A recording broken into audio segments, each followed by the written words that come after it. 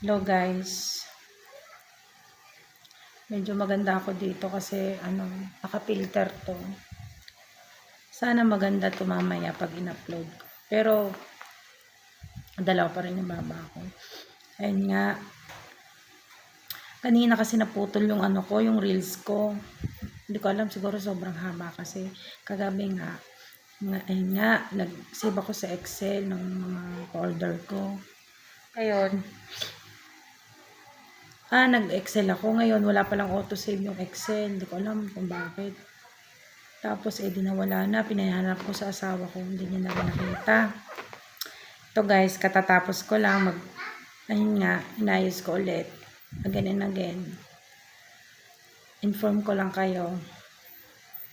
Yun lang. Salamat Lord sa mga pa-orders.